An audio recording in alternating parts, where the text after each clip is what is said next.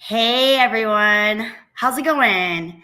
My name is Kathy Yuen. Welcome to our LinkedIn live show, Going Custom. We're going to talk about everything to do with designing and building a custom home on the show. So before we get started, quick housekeeping. If you have any questions, please drop them in the chat during the show. If you're way too shy to do that, don't worry. Feel free just to PM us directly. We love hearing from our audience. And lastly, if you have any topics you want us to talk about for future episodes, feel free to drop it in our chat or again, directly message us. So today we are going to talk about one of the biggest questions that we always get when we talk about custom homes, which is how long does the process take? So timelines. I am joined by my very smart colleague and industry expert, Colin Showalter. And we're just gonna deep dive right in. Awesome. Hey, Colin, how's it going? Hi, good. Yeah, this is a good topic. So hopefully people find value here. So yeah. Yeah, totally.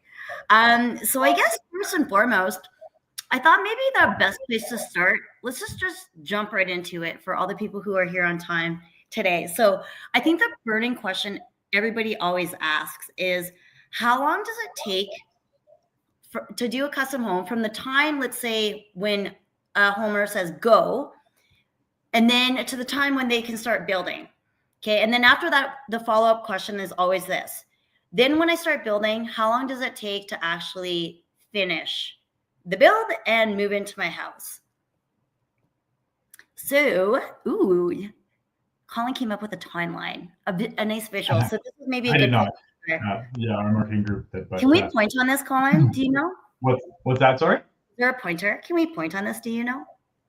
I'm not sure if we can point or not. That's okay. We can let's just do this as a definitely talking through here. So it's a good visual for people to understand here, though. You know, you can kind of see it. We'll give a quick topic breakdown on this, and then we'll deep dive into each point. I think the beginning is obviously the first idea that you want to build a custom home. So what do you want to do? You obviously have a need. You're either wanting to upgrade your house, you're wanting something bigger, different, newer, whatever it is. But the idea has kind of popped into your head. So what happens? The next step, you start to put together some ideas on paper, put together some feasibilities and stuff. And then you're obviously need to find a piece of land to build this place on. And then you got to go through design, permitting, construction, and then your dream home. So it's quite a long process overall. But I think we should kind of deep dive into the specifics and what things are going to affect that timeline. For sure. I wonder too, so before we deep dive in, Colin, you mentioned something there. Yeah, it can be a long process, and we're not saying that to scare anyone. Really, the messaging we always like to share with all of our custom home clients is start as early as you possibly can, because it can be a longer process. We're actually going to share some tips later on too with regards to how to expedite that process.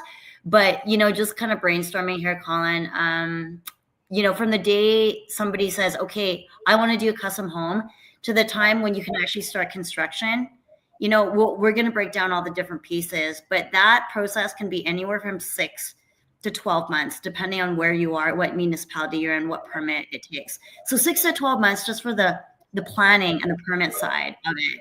And in some cases, we have clients that, decide they want to take their time and have lots of fun with it. I mean, you should have fun anyway, regardless, but it can even be longer than that. And then you want to talk about the construction build timeline, Colin? Yeah, I mean, it really depends on what you're building. That's the challenge, right? So the way I looked at this is that you break out a project like a custom home in 3 phases, right? So your first phase is pre-construction. Your third or your second phase, I had written down as procurement phase. So you're starting to decide on your finishing selections, your exterior selections, those kind of things. And then the third phase is actually the construction phase. I mean, this doesn't exactly follow the timeline, but those to me are the kind of the three major phases you have through this construction process. So when you really break it down like that, you start to kind of look at like what points during those three phases can I control, and which ones have the ability to kind of really start to stretch the timeline, right? So what I had, Kathy, and I'd love to hear you kind of like just add some to this. What I had for the pre-construction phase, I broke it down to 4 different things. And so freezing design, what that means to me is at some point you have to be like, this is our design, right? If you keep changing, that's going to drag timelines, right? So, avoid designing on the go, right? Is it like at some point, do a design, complete your design, approve it, and move forward? On the go, by on the go, do you mean like making design changes as you're doing it? Yeah. Like they do or doing the minimum to get your permits and then figuring the rest out later and stuff, right? Because that's really what's going to drag it on site, the construction timeline, right? I have defining your scope. So like no ambiguities, right? Is it like, what is the scope of this project? What are the builder should have no questions. It should be clear, right? Realistic timelines right from the beginning. So collaborating with a builder, building a Gantt chart or a task schedule or a PM flow, whatever it is, to kind of understand what these timelines are going to look like. And then understanding what permits and approvals with the jurisdiction are, because those ones are really what's out of your control, right? Totally. But I looked at it like the example, Kathy, I use is we have an industry partner that used to do a lot of rezoning for us, right? And if you miss one council meeting to actually be on the agenda, that's not a day delay, that's a month delay, right? Because they only meet once in that month. So really understanding those, I think, are huge. Yeah, absolutely. And I like the way that you broke it down, Colin. And we always talk about the timelines that we can control and the timelines that we cannot control. So call it, if you have, let's say, I'm just going to say 6 to 12 month pre-construction period. Within that 6 to 12 months, I would say outside of municipal approval processes. So there's only about half of that we can actually control, but that's actually still a lot of time, right? So there's 3 to 6 months of that time frame that you could actually condense if you actually wanted to. Some other tips I will share too is in the pre-construction process, it's about being really prepared and having the right partners. And so, let's, I don't have a pointer here, but that very, very first item on the timeline that says brainstorm property requirements, basically, and the feasibility analysis, oftentimes, I'll tell you a story, and I hate this story because I wish it didn't happen this way. But oftentimes the client will come to us and they'll say, hey, guess what? I'm super excited. I've spent all this time looking for a lot, and here's what the lot is. And then they give us the address, and then our team looks at it and we're like, wow, that lot looks beautiful. Like, if you look at it, it's like got beautiful trees on it. It's in a good neighborhood. But then when we do our technical analysis of it behind the scenes, we find something where we're like, oh no, because of these technical items, whether it's like zoning bylaw or, like infrastructure, like a storm issue or some sort of technical thing that's not so obvious, our team will find that. And then all of a sudden it's like, surprise, well, what you thought you could do, you actually cannot do, or it's a lot more complicated, or it takes a lot more time and money. And so that's never good news that's like delivered to the client. So instead of doing it that way, I always say, it's good to engage a design partner or someone who is familiar with the zoning aspect of it in order to be able to do your due diligence properly on that site, like even before you start going down that road. Totally. The next one I had, Kathy, was like that procurement process and really kind of what I mean is that is starting to decide, specific decisions throughout the house of like whether it's finishings or whatever, right? And so what I mean is we talked about this last week about how to choose a builder, and I think this really kind of ties in is like having a builder that's going to understand the procurement process is going to be super beneficial to your timeline. Things like custom windows, those can be 20-week lead times sometimes, right? So if they forget to order those, that is going to cause a delay, right? Cabinets, fixtures, whatever it is. So I think identifying those early and putting a flag on them to say, hey, look, these are something we need to prepare for, is a, in that procurement side of it, how you want to really kind of help that timeline keep moving forward, right? Absolutely. I think that goes back to, if we look back on this graphic right now, so we talked about being prepared before you even start design and then acquiring the land. And I think the key part here is where it says the integrated design process. So I think everybody understands, like, after you get the land, you want to start the design process. So the design process, just to answer that question, because everyone's going to ask this question, how long does the design process take? Well, it can take as it takes usually minimum 3 months, I would say, for the architectural design. And you can add as many months to that as you want, depending on how long you want that process to go on for. But the key there is to make sure that you and your design team, and mostly your design team, is super organized. So coming out of that process, you have two main things. You have a set of architectural drawings, and then you have a set of interior design specifications, which, Colin, that's what you're alluding to, right? Like, because let's just say you have like a special order item like windows in your example, that takes that long. You want to, number one, make sure that that fits into your budget, which is a whole different other topic. But then secondly, making sure that if there's a lead time that's required for that everybody knows that in advance, and it's no surprise to the builder. So being really organized before you start construction is the way to actually make the entire process go a lot faster. And that sounds really easy and simple and obvious, but maybe let's dig into that a little bit. Like, what does that exactly mean? Well, you know what I mean? That's exactly right. Is it? So during that pre-construction process, is that you're flagging those things. It's like, okay, we have some custom windows here. If the builder that's chosen by the client is, a typical kind of builder in inner city or whatever, that's, expecting that, oh, my window supplier always has those sizes in stock, no big deal. Well, if it's a custom size, that's probably not going to be the case. So it's something that I think as a team, the designer, like, we kind of are flagging those things, that there's something unique going on here. And it circles back to having that collaborative team approach within the pre-construction process. So totally. Yeah, absolutely. Yeah. And thank you. We have a comment from the audience. Thanks, Chad. Yeah, it does make it a big difference. We often like to order plumbing fixtures early. Yeah, 100%. Like, everything is, I think we all learned that during COVID as well. It's like, order stuff in advance. There was like crazy stories of appliances was one of the big things. I heard some like nightmare stories where it was like 2 years to get appliances. We did a really beautiful custom home on the water in Port Moody. And I was doing the walkthrough the day before Thanksgiving long weekend. And the client, thank God they had a good sense of humor, but they had this whole house fully done, fully furnished, ready to go. They had all this family coming over for Thanksgiving dinner, and they were joking. They were literally going to skip the dishes because their other appliances never showed up. So they had this beautiful house to entertain them, minus the appliances for Thanksgiving. So I thought that was the stories of COVID, the terrible times. Yeah, for sure.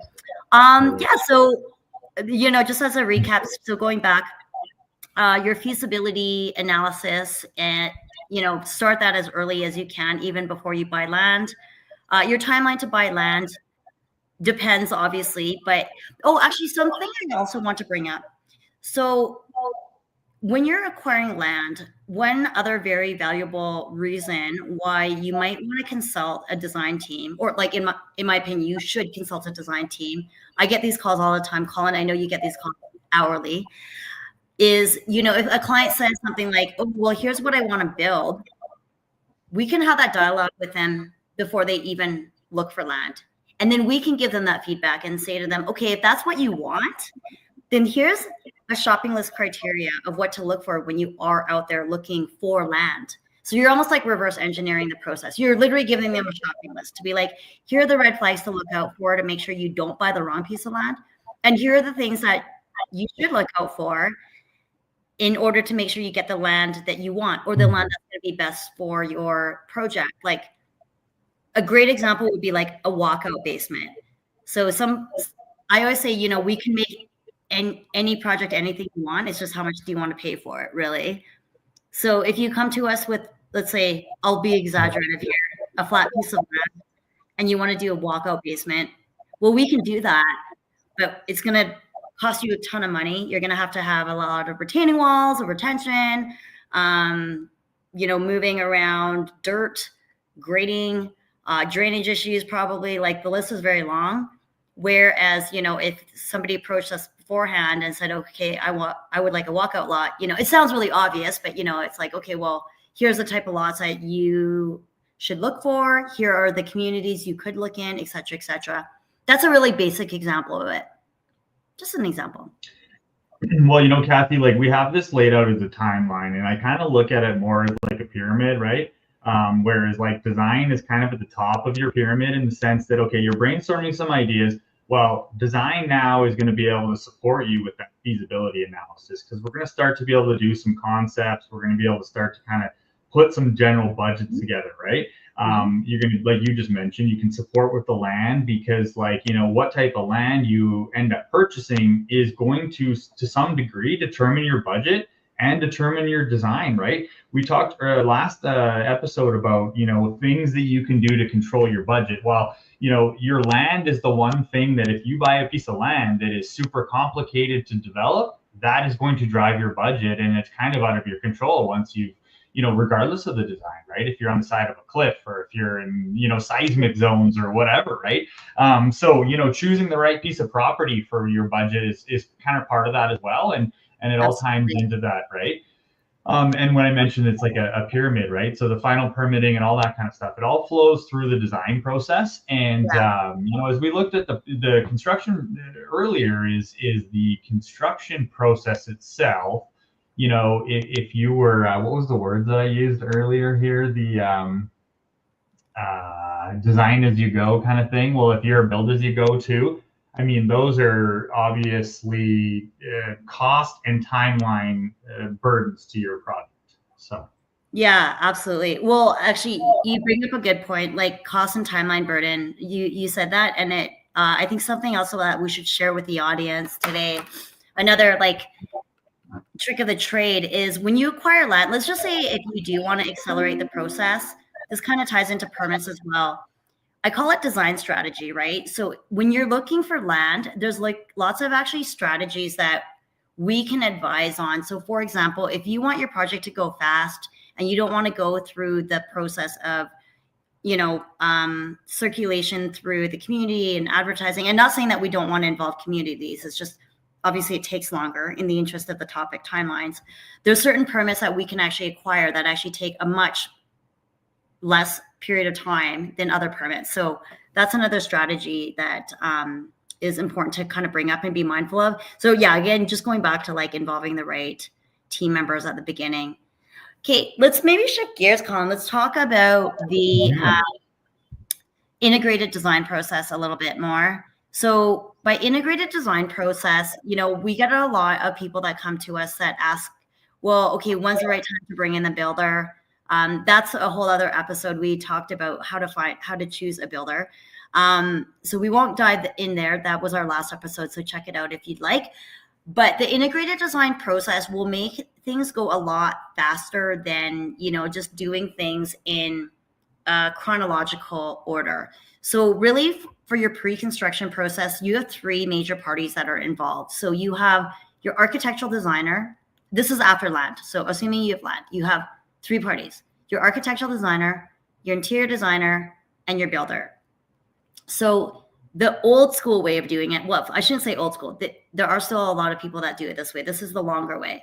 So you finish your architectural design, you finish your interior design, and then you go shop for a builder, and then you go find a builder, and then the builder prices it, and then you go in for permits. So that's like, I can break down the three different pieces, but you're doing them in a chronological order. If you're working with a team through an integrated process, you can actually overlap a lot of those those three steps. And that will not only give you a bunch of time back, but the benefit to any homeowner to overlap those three processes is that you're going to get an integrated end results as well. And what I mean by that is as you're doing your architectural design, as an example, you're going to have input from your interior design team and your builder. So for example, if you're doing, say, a kitchen layout, your interior design team is going to be able to come in and, talk about the details of like, oh, where is all my cutlery going to go, and all my dishware and all my like Christmas stuff or whatever. And then your builder is going to be able to come in and give input like, okay, this is how much this might potentially cost, like cost implications and even like technical implications, like how do I run all my venting, my duct work, things like that. Well, I mean, we do consider that in architectural, but it's always best to like work together as a team. And I would say that can shave months off your time frame. It's the one thing in like local to us specifically that we haven't even touched on yet is preparing for weather and those sort of unforeseen circumstances, right? Mm-hmm. I mean, especially in construction, I think even like, maybe strategically picking your start date is going to be a benefit to your timeline if that's important, like obviously if you're digging a hole in, late November right now, you look outside and it's going to be a little challenging for the trades to get going, and it's probably going to take them longer than typically would, right? So, and there might be some added cost to that. So I think that's part of your timeline as well. For sure. Yeah, absolutely. That just actually made me think of like a totally unrelated tip as well, is reverse engineering your time frame. I think it's like what you're referring to. Hey, Colin. So yeah, basically. Like, I mean, I get it all the time. Clients are like, do you think there's any way we can be in for Christmas 2025, right? Yeah. Or whatever it is. And you're like, okay, well, like you said, reverse engineering, it's going to take you this long to build. It's going to take you this long for permits. So you need to. So exactly. Hey, you know what? Let's look at a real life example like that. So, because I'm talking to a bunch of potential clients right now that are, thinking, when should I start, et cetera, et cetera. So let's use that example. So I think a lot of people always say, oh, I want to start, let's use summer of 2025. So like right now, just so everybody knows that's not watching live, that's going to watch later, we're in November of 2024. Okay, so like if you wanted to start in, let's use Calgary as an example. If you wanted to start in a custom home in the city of Calgary by start, I mean start construction in the summer of 2025, let's just say, because that's a good time to start. You don't want to start when it's snowing or freezing out. Then how long does it, let's reverse engineer that timeline. So in the city of Calgary, it takes, let's just say on average, 3 months for a permit. There's faster permits, there's longer permits, but on average, let's say 3 months. So then that rolls you back to like spring. So you would actually need to submit your permit by no later than spring. Let's just say March of 2025. Okay. And then if you look on this timeline, what's before permits? The design process. How long does the design process take? Like I was saying before, it can be as quick as 3 months, or you can take as long as you want. Most clients, I would say, want to move faster rather than slower, because it's fun too, right? Like once you're in the design process, you want to keep going. So that kind of takes us to, today. Like if you roll back March 2025, 3 months, you're looking at, call it December. So yeah, that's a good way to look at it, right? And then Kathy, like what are some of the things you can do to control that timeline? Like obviously, like there, we operate in a bunch of different cities between Vancouver and Calgary, and the West Coast and interior into Canada here. There's different jurisdictions everywhere. There's different permitting timelines. There's different whatever, bylaws and building codes even. What kind of things can we do in pre-construction to sort of mitigate some of that timeline risk, no matter what jurisdiction we're working with? That's a really, really good question. I would say the number one thing is to treat your pre-construction process schedule in the exact same way a builder would treat a schedule during construction. So here's what I mean by that. When you start construction with a builder, that builder is expected to give you a schedule. Like maybe not to the exact date, because there's some things he can't control, like weather and, availability of product, things like that, and trades, things like that. But at the very least, like a pretty solid schedule to say, okay, here's when I'm going to start construction. Here's all the in-between milestones. And then here's the end finish date where I'm going to be done and you can move into your house. So a lot of people, when they think about the design, it seems like a really creative process and like very organic, and it is, and it should be, right? Client facing, that's what a client should experience. And that's what we always want our clients to experience. But on the back end, the pre-construction process should be project managed in the exact same way as a construction project. So, as an example, when I'll use an example from our firm. So here's how we do it. And I would encourage anybody out there building a custom home to make sure that, anyone you're working with has the same kind of like framework. So let's just say a client says to us, hey, Kathy and Colin, I want you guys to start designing my dream home. So that's day one. Okay, from there, what are the major milestone points that we need to hit? And how long do you think they're all going to take in between, like including with dates? And then when are you going to submit the permit? That's how we do it, because we can't control what the city does. When are you going to submit my permit? And then when is the permit, do we think, is going to be approved? So any experienced design firm is not going to be, it's the same as a builder. You may or may not be able to give exact dates, but I could recite to you, and I can do this if you want, Colin. I can recite off the top of my head exactly how long each stage should take. And every designer, their job is not only to deliver a beautiful design, but do it within, like, on a predefined schedule. And it is also up to the homeowner as well to be accountable to that schedule. So what I mean by that is, if, let's just say if you're presented a set of plans or a design in a meeting, you have two options. The designer can either say, okay, we're going to meet in 1 week to get your feedback. Or, if you don't care about the timeline, which some clients don't, then you can take as long as you want. And it's kind of a midway. It doesn't really matter. I think I was, maybe I could ask the question a different way, but in the effort of saving some time here, what I was kind of getting at is that there's some pitfalls that you can fall in the pre-construction process that can really start to drag your timeline. So avoiding those, like, for example, we've had, in Rocky View County around Calgary here, there's certain specific things in design that trigger a DP. Right? As soon as you're into a DP, now you're adding another 3 months to your timeline, right? So if we're designing a custom home and we don't have to trigger a DP because the client's wish list doesn't want it, then that's something you're trying to avoid to hit the timeline, right? So those were really what I was kind of referring to with the question, is that, like, in certain jurisdictions, I think there's certain things that you can kind of, tweak to kind of make sure you're walking that fine line of timeline as well. So. Yeah, totally. That's actually a really good point, Colin, because, I mean, that's a perfect example. Definitely. I mean, the other example is, like, if you're doing something in Calgary and the bylaws have recently changed, right? So you were designing something on an RC2, now it's an RCG. Well, with bylaw changes quicker than your knowledge base as a design team, well, then that's just going to get thrown back from the city that you don't meet the new bylaw kind of thing, right? So I think there's those are kind of the things that you really want to kind of make sure that you're avoiding those pitfalls, like I mentioned. And one of the questions was, what is a DP? So that's a development permit.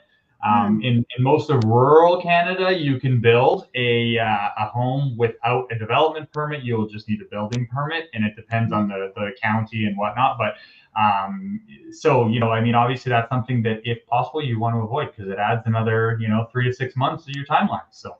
Totally, absolutely. And I will say, I mean, I've been doing this for a very long time, like over almost 20 years. Oh my God, I'm old. But I will say, like, in many instances, you can avoid that DP. It's really just a matter of, like, knowing what those things are, and then knowing how, like, it's going to impact your project, and then designing, like, around them. And oftentimes it's not like you're not, like, sacrificing your project or anything, or your design, in order to avoid. I mean, especially in places that we operate, like Vancouver, Kathy, I mean, you can touch base on it more, but, like, when your permit timelines are already, like, pushing a year or whatever, you don't want to have any extra. What I mean? Like, I mean, that goes anywhere. But so, like, it's already long enough is my point. So. Yeah, nobody likes to be in permits. We love our friends at the municipalities, but we do. Permit timeframes are very long. Cool. Yeah. Looks like time's up, unfortunately, but time's up. Oh my God, 30 minutes goes so fast. All right. Well, first off, I would like to say thank you to everybody that joined us today. Again, just feel free to PM either Colin or I. We always love hearing from our audience with any questions or feedback. And if you have any future topics, we're always super open to hearing about those. And thanks again for joining us. Thank you, Colin, for joining the show today or being part of the show. And I want to give a shout out to Tracy, Diane, and Sarah in the background, who is like our technical gurus that are making this whole thing come together. And yeah, if you like the show, make sure to like and subscribe. And don't forget to invite your friends to a future episode. And see you guys next week. Bye for now.